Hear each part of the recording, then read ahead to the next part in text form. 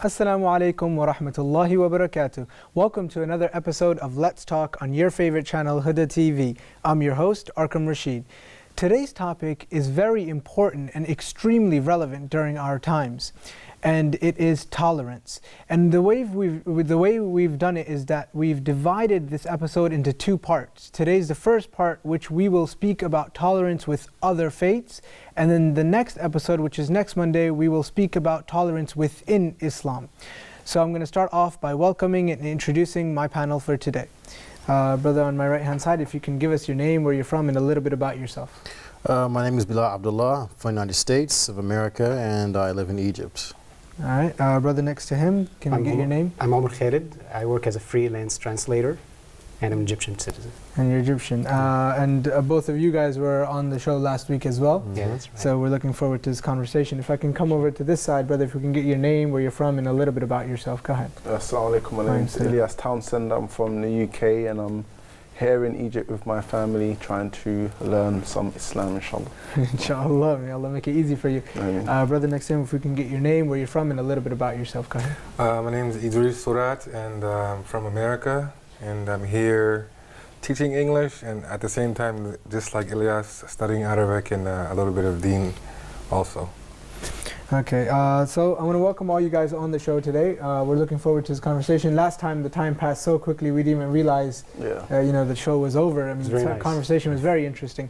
So inshallah, we're looking for somewhat of a similar conversation, very interesting, and the topic was very long, you can say, or very encompassing, so we've divided it into two. This week we're going to speak about tolerance with other faiths, or people of other faiths.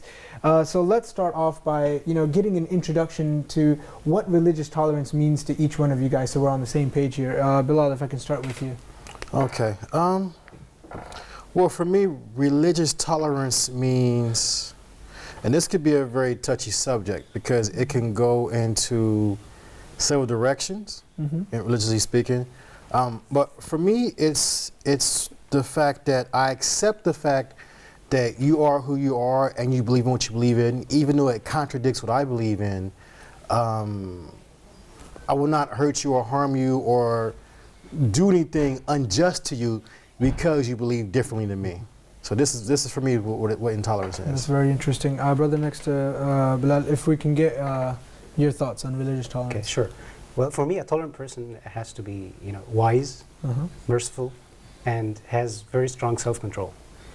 And maybe I can say a fast example about this, because I don't want to theorize and not to talk about practical things that happen. So there was one of the great enemies of Islam. He was Al-Walid ibn Mughira, and he was torturing some of the companions.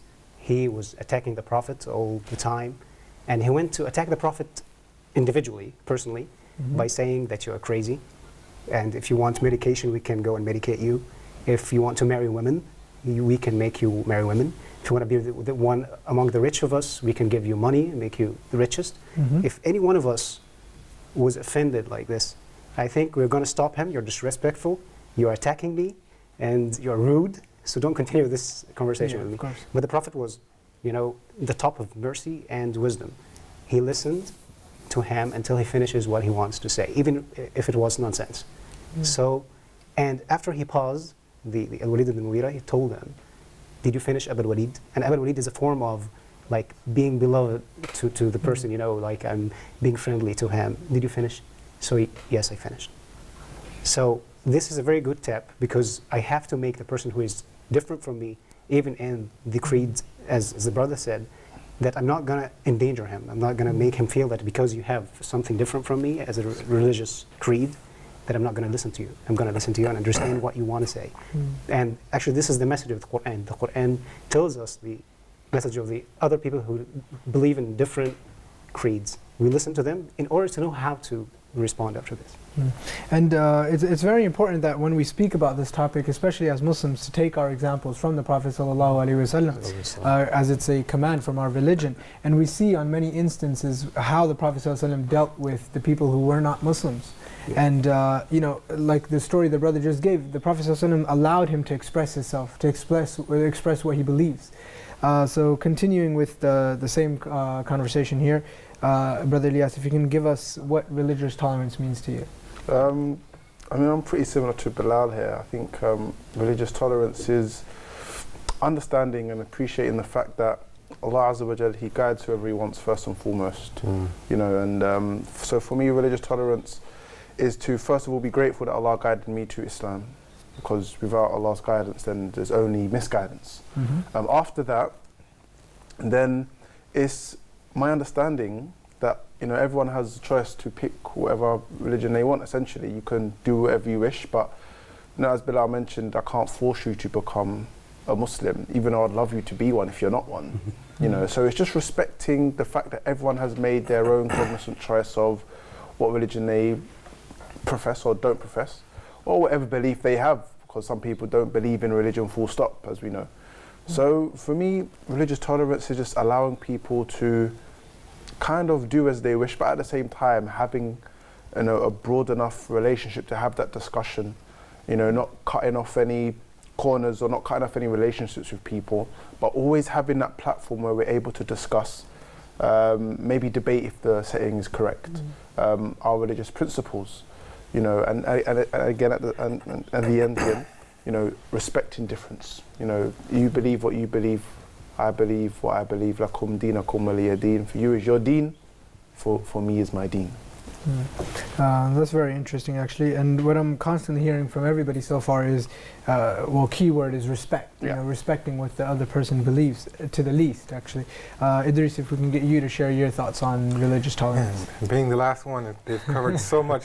I can only add very little because I would say some of the repetitive things is that it's sort of like they said, it's about respect, allowing someone to believe and worship as they choose, regardless of whether or not you believe or understand it, but you allow them to do it as long as what they're doing doesn't affect me in a negative way, like even in a negative way in small instances, because we have, as I'm sure we're going to talk about some of the instances of Muhammad sallallahu alaihi wasallam. He was affected by other people in other religions in a negative way, and he still you know, responded in a a positive way towards them. So just sort of the general respect for people, and let people be, as long as they're not, you know, coming to chop your head off. Let them be, you know, and let them worship how they want, and may Allah guide them if they're not on Islam. Inshallah, Ameen. Now, I mean, after getting an understanding, everybody's speaking about respect and understanding the people of the other faith. What we want to speak about now is why. Why is there a need for religious tolerance? Why would the Prophet ﷺ and Allah subhanahu wa ta'ala teach us religious tolerance? What would happen in a world without religious tolerance? So if we could start with Brother Ilyas here. Yeah, I mean, a world without religious tolerance is a world with dire conflict, and we've seen that today in many parts of the world. Many wars are fought on the basis of religion. You know, very recently we had in the Central African Republic, the Christians killing Muslims simply because they were Muslims. You know, so a world without religious tolerance just leads down a very bloody path. Again, we've seen in the past what these things can do. You had in Europe the Christians Crusade, where, you know, they didn't just kill Muslims, you know, but it was Catholics against Protestants and what have you. You've had, you know, centuries after centuries of war based on religious intolerance, you know, forcing people to accept our way of life, or, you know, not talking about Muslims here, just generally human beings, like, you know, just forcing people to accept the way we perceive, you know, the right religion is. So without religious tolerance, as we said, it's very, very dangerous. And the reason why Allah subhanahu wa ta'ala, He taught us religious tolerance is because it leaves that branch open for da'wah. You know, trying to force people to become Muslims isn't the way. You know, you can't force iman into someone. Of course. You know, because subhanAllah, one of the greatest dangers the Prophet ﷺ faced was by people who professed to be Muslims, the munafiqeen. You know, and he obviously didn't force them to become Muslims, but we're saying that if people are Muslims and they don't want to be, they're sometimes the most dangerous people because you don't know. You know, so Allah told us clearly in the Quran, La ikraha fi deen. There's no compulsion in religion. The reason why Allah subhanahu wa ta'ala revealed this verse was because in the early days, in the days of Jahiliyyah, some of the people of Medina, they would send their children off to the people of the book, or the Jews in that point, in that time, for them to learn how to read, how to write, etc. And some of them became Jews. Yeah. So Ansar said, okay, now we're Muslims, we're going to force them to be Muslims as well. Allah says, Allah ikraha fi din, there's no compulsion in religion. You can't force people to accept Islam because they won't have that Islam, that Iman ingrained in their hearts. So on the opposite, allow them, lakum dinakum waliya din, let them be. And if you leave that gate open, and if your da'wah is sincere and you're good in your manners and your manners and your actions, then inshallah Allah will guide them. And it's very interesting because when Allah subhanahu wa ta'ala speaks to the Prophet sallallahu alaihi wasallam in the Quran, and He even tells the Prophet sallallahu alaihi wasallam that innaka la tahdi man ahbabta, that you cannot guide whoever you will. And this is the Prophet sallallahu alaihi wasallam, the best of the Muslims, the best of mankind. And if he can't guide who he wills, if he wants his relative to become Muslim, it's not his choice, it's Allah subhanahu wa ta'ala's choice. So if he's telling the Prophet, the best of mankind, the best of the Prophets, the best of the Muslims, that he can't guide anybody that he wills, only Allah can, then who are we to try to force people to convert into Islam? Well, continuing the same question, Brother Idris, if we can get your thoughts on what's the wisdom behind Allah subhanahu wa ta'ala prescribing religious tolerance? For me, it's a no-brainer that a world without religious tolerance is a world without mercy. And you know, Muhammad sallallahu alaihi wasallam, he told us in the incidents of Uhud, when he was bleeding and his tooth was chipped and blood was coming, and he wiped it before it hit the ground. And there's a narration that from Albani said to Sahih that if this blood were to hit the ground, these disbelievers would be destroyed. And Omar, being Omar, as we all know Omar, said, curse them, you know, like basically forget them. I'm summarizing the hadith, okay? And he said, he told Omar, no, I wasn't sent to curse. I was sent as a mercy to mankind. So this is the basis of what our religion is. It's a mercy for people. How can you be merciful if I'm not tolerant of you because you haven't believed what I believed? I still have to, you know, show you this respect and show you how I'm on the right. If I'm doing the opposite, this isn't showing that I'm on the right way. How can it be that I have what's right and I'm have a nasty attitude, not being tolerated to what you? It's contradictory to it of itself. It doesn't make any sense. So this is what, in essence, to me, it's a mercy for mankind. That's very interesting. It's a mercy to mankind. And you know, you mentioned that the Prophet ﷺ was sent as a mercy to mankind, and Allah subhanahu wa ta'ala says in the Quran, وَمَا أَرْسَلْنَاكَ إِلَّا رَحْمَةً لِلْعَالَمِينَ, that we have not sent you except as a mercy to mankind. So subhanAllah, we follow the Prophet ﷺ, or we try to follow him, but we forget these things, that he was sent. He was not sent except as a mercy to mankind, only as a mercy to mankind, subhanAllah. If we can move it over to this side of the panel, the question, Brother Bilal, if you can give us some wisdoms of why you think religious tolerance was prescribed. Why do I think religious tolerance was prescribed? I don't know much about that, but I wanted to speak on the prior question, because I don't know tafsir. I'm not a faqih or anything like that, mufassir. But in regards to a world without religious tolerance, I think it's a fact that we do live in a world without religious intolerance, with religious intolerance. If we talk about China and Burma, even in the Middle East, the current groups fighting in Iraq and Syria, as a brother said, Central African Republic, West Africa, North Africa, Western Europe and Eastern Europe, dealing with the immigrant crisis from Syria, and countries talking about, oh, well, we'll take some Syrians, but only if they're Christian. The different cases and situations happening in America. We have organizations like CARE who are helping people going through legal battles, being not allowed to work certain jobs and being discriminated against, and so on and so forth. For me, religious intolerance is here. Well, of course it's here, we're not denying that. Well, I'm not saying we're denying it. I'm just saying that for me, the question becomes, how do we deal with it in the meantime? It's a problem, so how do we deal with it? And I look at it as every Muslim being an ambassador for a religion. We're not going to wage any wars. Sensible Muslims, not crazy people, but sensible Muslims are not out waging wars, killing people, so on and so forth. So what are we doing? Every day we're showing the best way we can a positive image of a Muslim. Good character, honesty, respect, treating people fairly, And many people, as we know, have asked about Islam based upon the character of their Muslim neighbor or coworker. Okay, I mean, I'm going to get into that topic. That was like actually my next question. But before I move on, I'm going to give a brother a chance to give us his thoughts on the Sorry previous. about that. No, it's fine. It's fine. It's all connected. That's why you drifted to there. Go ahead, brother. Well, I guess religious tolerance for us, it's like an order for Allah, from Allah to us to be empathic, to be empathetic to people. And I take this from a verse from the Quran, كَذَلِكَ كُنْتُم مِّن قَبْلُ. You were like this, like these people that you are maybe not being tolerant to. So sometimes some of the companions, they think about non-believers as these people are bad, they are not going to get into Islam, they don't deserve this. So this verse was like, put yourself in their shoes. You were like this before. You weren't Muslims before, and Allah guided you. So be merciful and put put yourself in their shoes and in their position. So if we have tolerance, we have empathy. Yeah.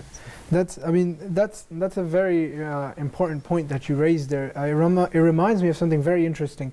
Constantly I remind myself, when you see people who don't disbelieve, or who are not on the right path, or who are not following Islam even correctly, you always feel as if, oh, this guy's not doing this right, or he's not guided to Islam. But what's the actual way to deal with him?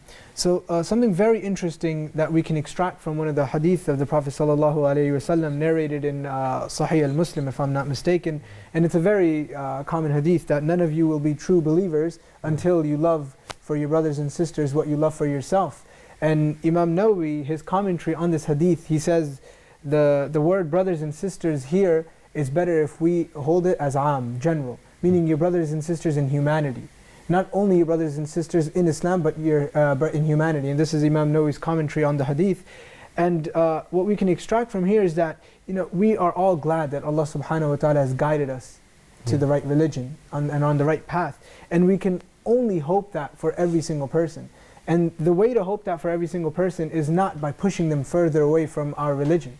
It's by trying to be tolerant towards them, trying to understand them and help them understand your religion. So I think it's very important for us to follow that principle. That was a very good point you brought up. Actually, I want to add something you said, brother. Sure. In the Quran, the same point that you were saying, that prophets were said about, like the Akhuhum Lut, the brother Lut, the brother Nuh. So not to distance himself from his people, even if they are pagans or they don't worship God. So Allah says that he's their brother, the prophets are their brothers. Now I want to actually go to the point which Bilal was talking about, which is obviously how our conversation is moving. So I'm going to start off with Brother Ilyas.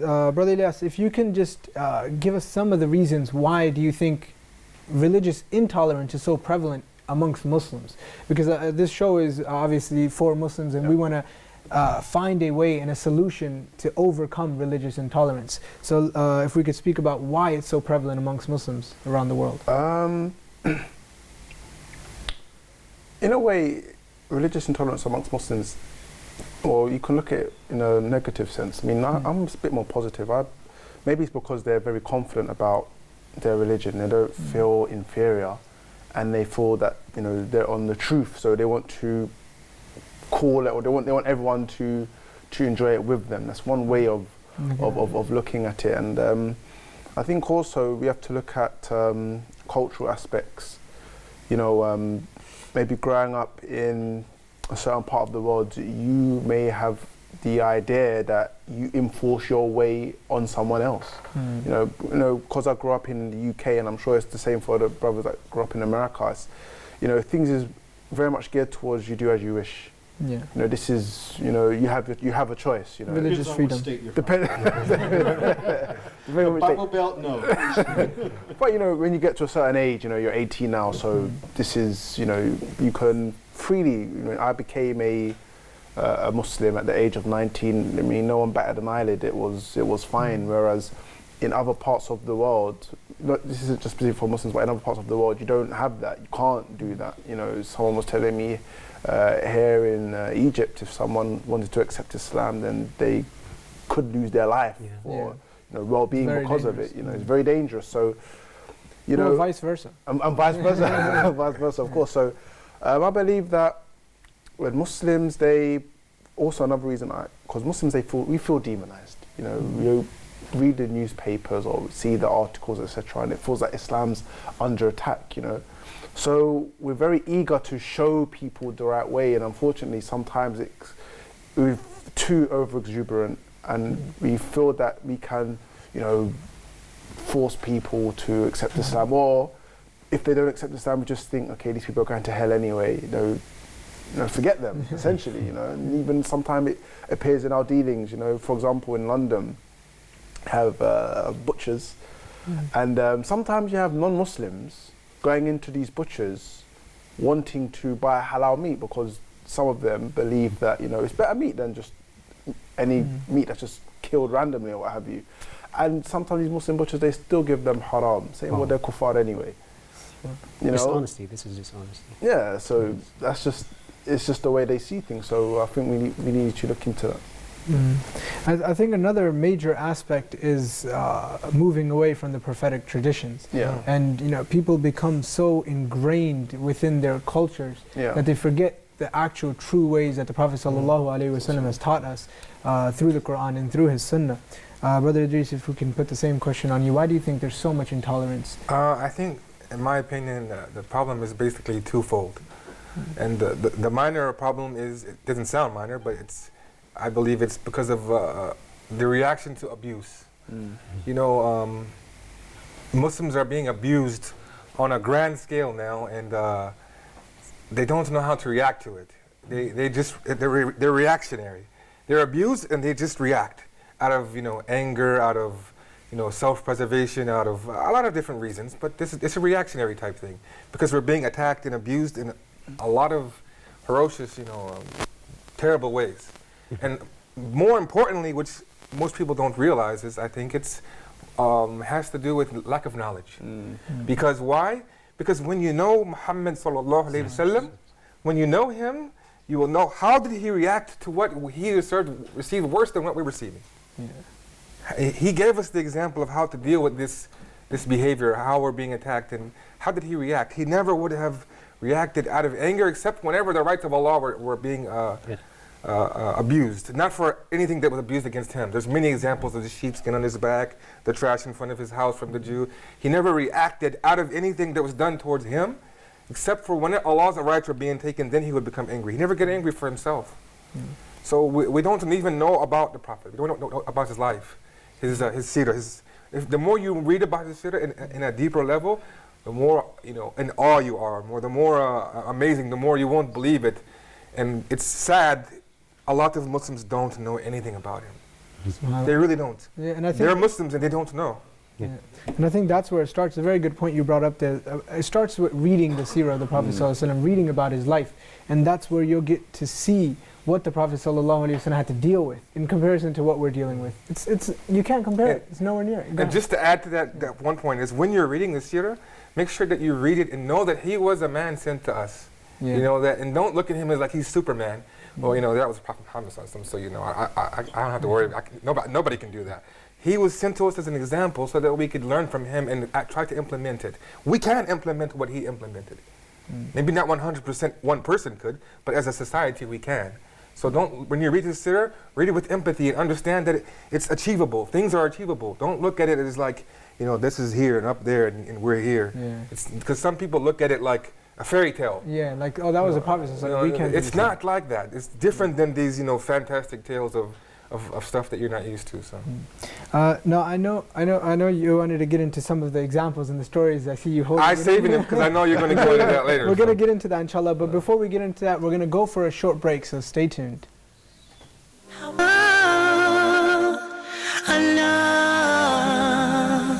Welcome back to Let's Talk. Now, before we went for that short break, we were speaking about religious intolerance. And we said we were going to get into some of the examples from the Prophet ﷺ's life and the early Salaf. But before I do that, I want to go back to Brother Bilal and give him a chance to continue his thoughts and continue giving us his thoughts and insights on why religious intolerance is so prevalent. So, Brother Bilal, you can go ahead and do that. It's a little bit difficult being cut off, but I'll try and see what I can do and try and recover that earlier thought. Of course, we have different things that are going on all over the world. As I said, China, Burma, people being put on boats in the waters, and no country is accepting them. We have situations in Western and Eastern Europe, the refugee crisis, where they're saying, oh, well, we won't take any Syrians. Oh, if we do, they must be Christian.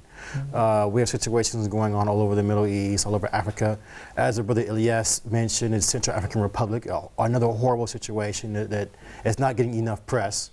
Not getting any press at all. Yeah, basically, along with Burma, barely. You have to dig deep for some of these stories.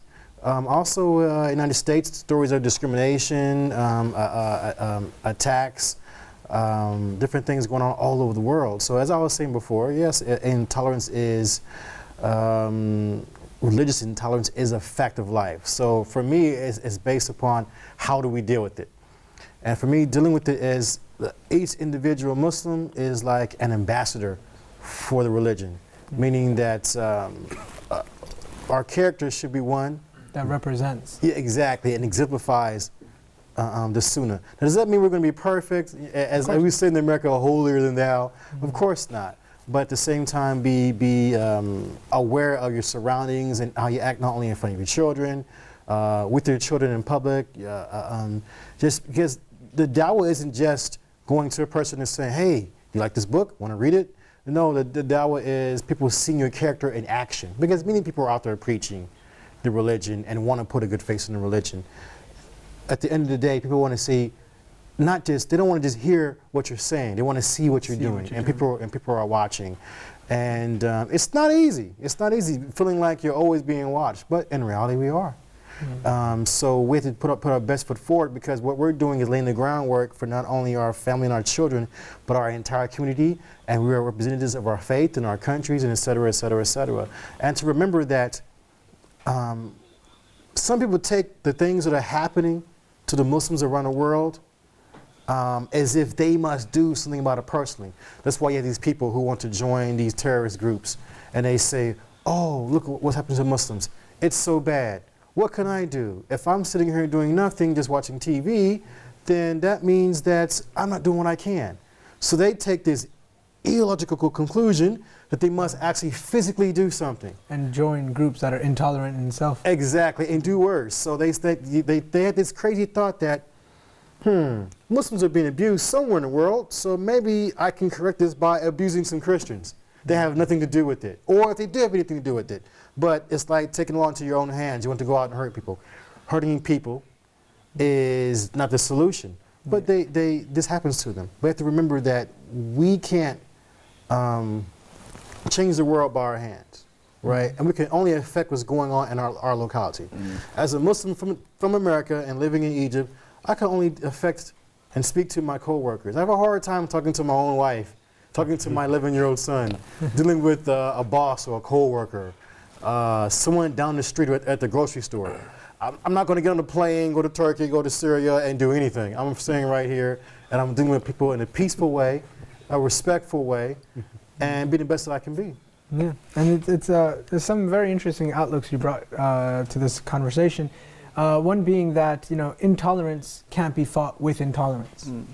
Because somebody's being intolerant towards you, you don't fight it back by being intolerant towards them. The opposite of crazy is crazy. Exactly. Allah subhanahu wa ta'ala on the Day of Judgment is not going to say, why were you intolerant to this person? And then you're going to say, well, he was intolerant towards me. Okay, that's fine. Of course not. You're going to be asked for what you did, and he's going to be asked about what he did. That's right. Each and every single person is going to be asked about themselves on the Day of Judgment. We have our principles. Yeah. Umar, would you like to add anything before we get into some of the examples from the Prophet ﷺ in the early... Before I get to an example? Before we get into the examples. I had actually an example in my mind. So okay, you can start with the examples. That's well, please no animal... No, I'm not going to touch we don't want any of that. No, go ahead. So I just wanted to give the example of when the Jews used to insult the Prophet, and they flipped his name. The Prophet's name means Muhammad praised. So they flipped it. Maybe the cursed, something like this. So when Lady Aisha, when she heard this, she was about to tell them also that you are cursed, you are bad people. So the Prophet stopped her and told her, we Muslims, we don't do this. And maybe that can take us to a very touchy subject, the cartoon drawing of the Prophet. Actually, we can take it with the same principle. That wasn't the Prophet.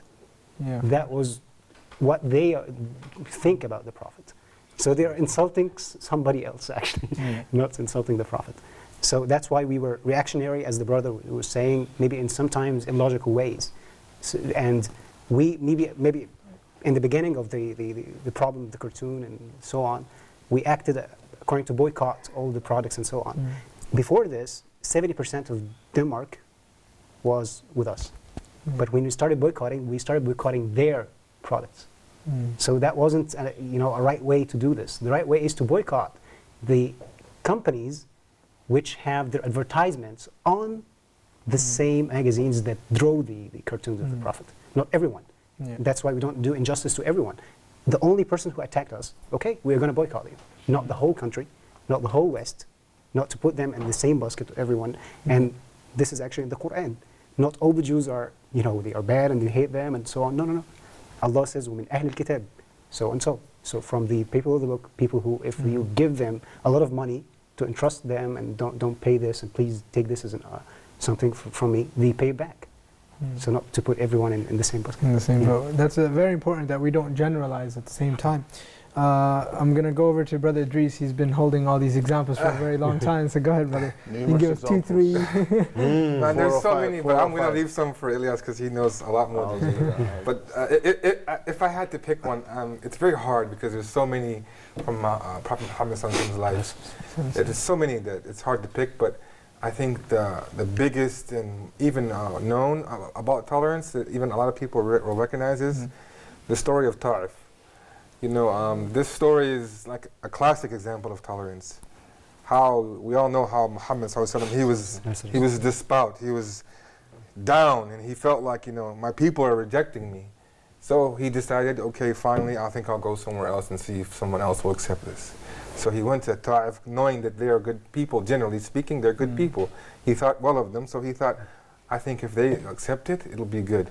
So he went there, and we all know what happened. It was crazy. They basically, to make it short, attacked him. The children were throwing rocks. They ran him out of the town so bad that he was bleeding all over. His socks were soaking with blood.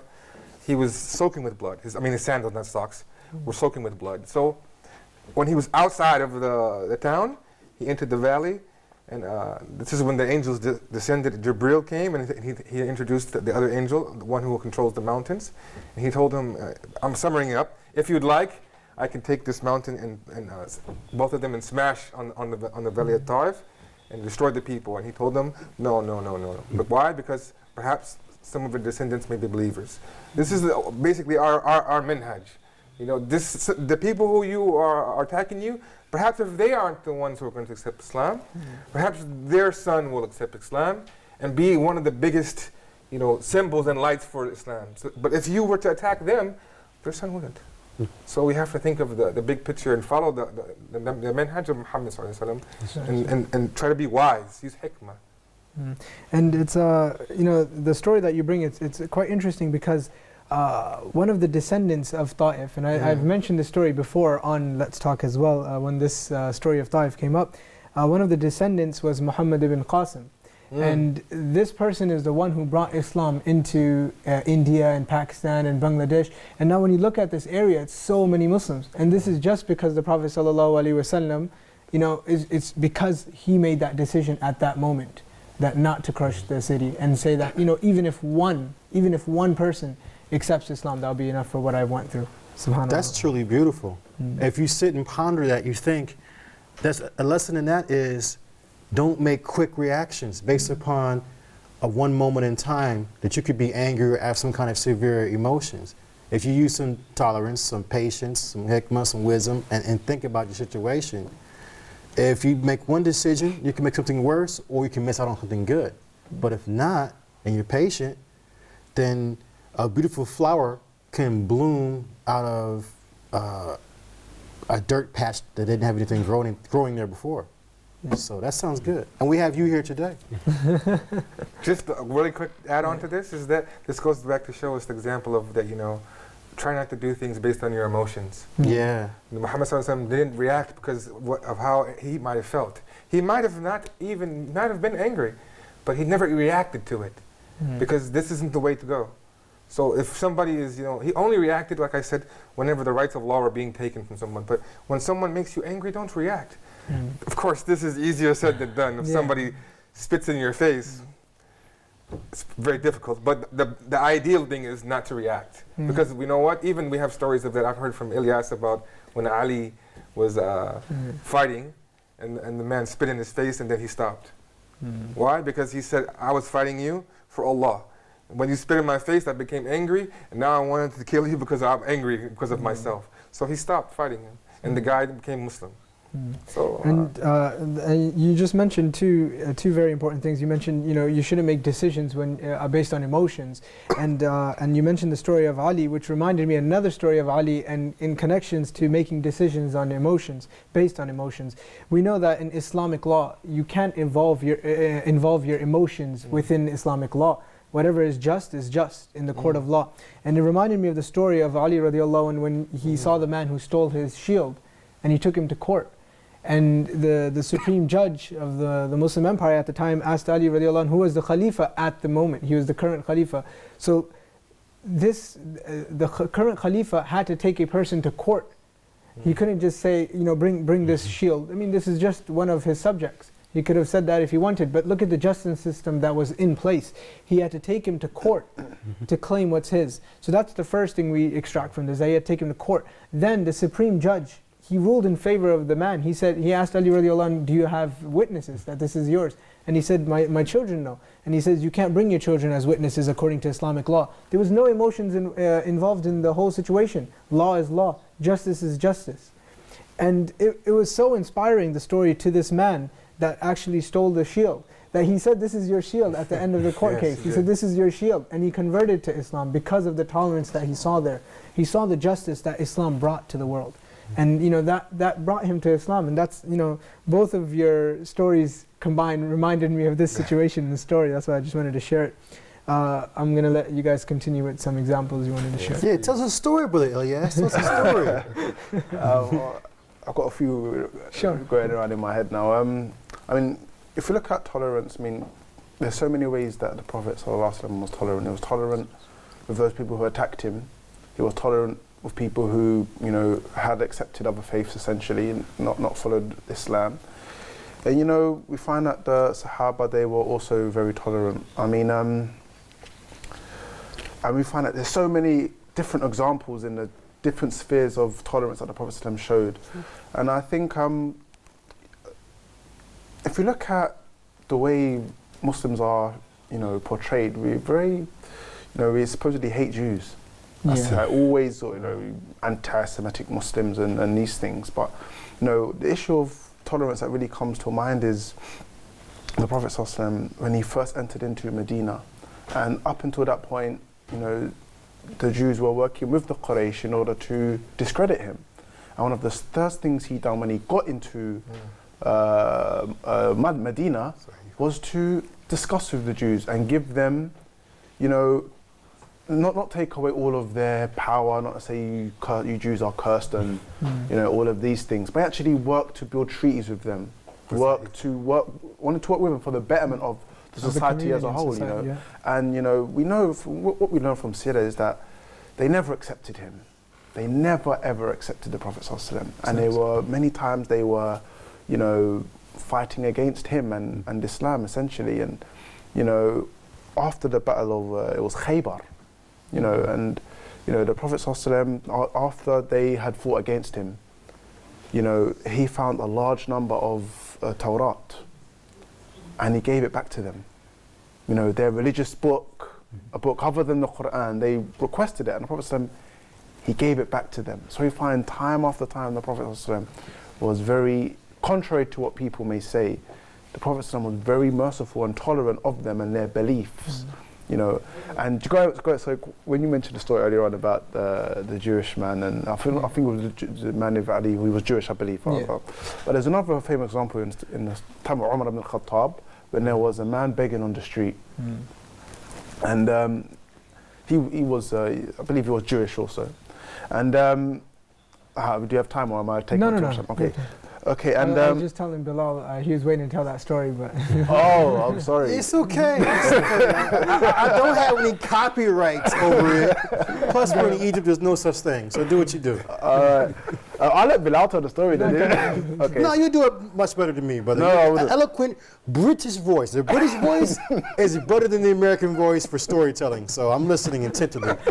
Okay, so I don't completely agree, but go on.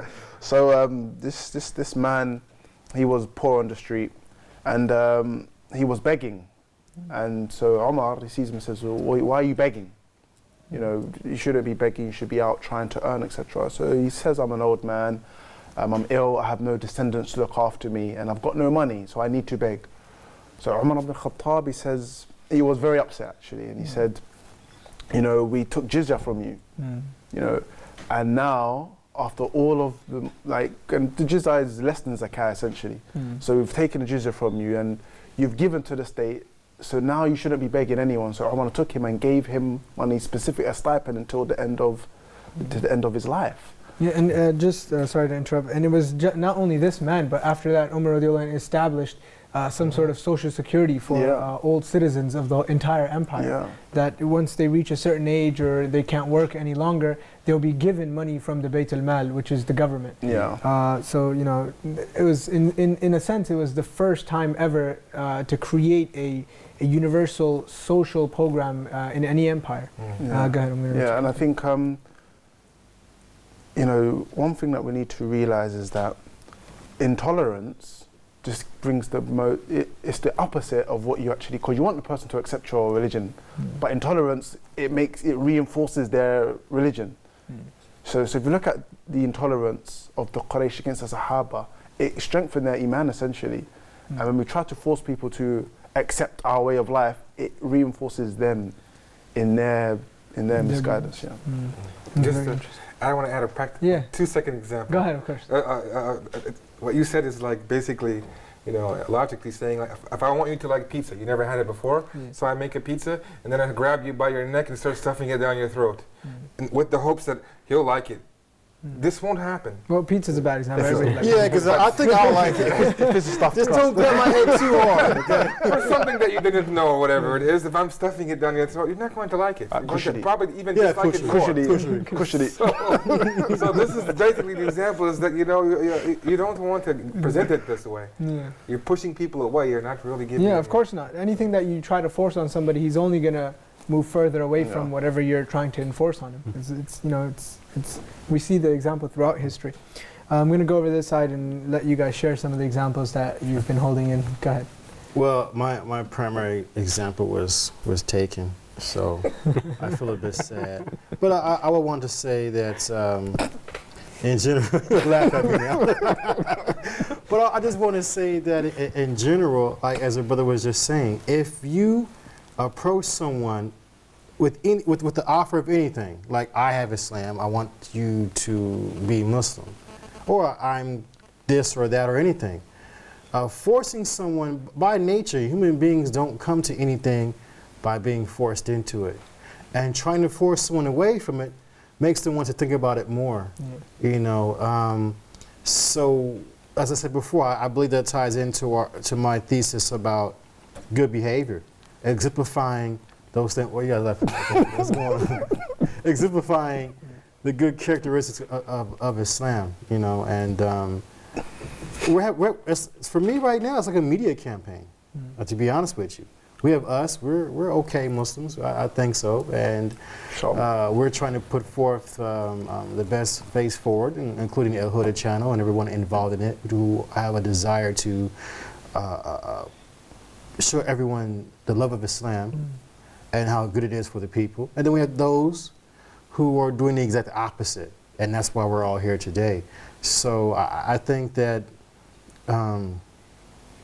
if we put our best foot forward and being good people, we'll get the right results, inshallah. Inshallah. I mean, Umar, I want to quickly jump over to you if you have any examples to share. We have about a minute left, and then after that we have to end this conversation. Just an example, the brother reminded me when he said about the pizza stuff and pushing somebody to eat it. Well, I remember the situation when Pharaoh, when he said that I'm God and I'm the creator, and and so on. I think there is no sin which is more than this. So, and Allah said to Prophet Moses and his brother, say to him, talk with him in وَقُولَ lenient لَهُ way. قَوْلًا لَيِّنًا Yeah. لَعَلَّهُ يَتَذَكَّرُ وَيَخْشَى. Yes. Why? Why is this? Because the same thing the brothers said, that if you say to somebody, do this, you're a wrongdoer and you are a bad guy, and he's not going to listen. But if I talk to him, and that doesn't mean that I'm going to give up my principles. I'm going to say that there is one God and you are not God.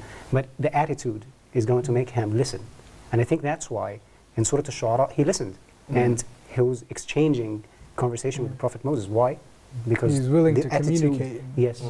This. That's a very good example, and it's from the Quran. You know, the best examples are always from the Quran and the Sunnah, subhanAllah. So, you know, that's the end of today's conversation. So I want to thank all of you guys here on the panel for coming and joining us and giving us a wonderful conversation here tonight. Dear viewers, I want to thank you guys for tuning in. I hope you guys enjoyed today's episode. Next week, inshallah, we will continue this episode, but we will speak about tolerance within Islam and understanding other people's opinions within our religion. So like we said in the beginning of this episode, that we have divided the tolerance episodes into two, and next Monday will be part 2, inshallah. Don't forget to check out our Facebook page and also like us on, follow us on Twitter and follow us on YouTube. And with that being said, may Allah subhanahu wa ta'ala bless us all. Assalamu alaikum wa rahmatullahi wa barakatuh.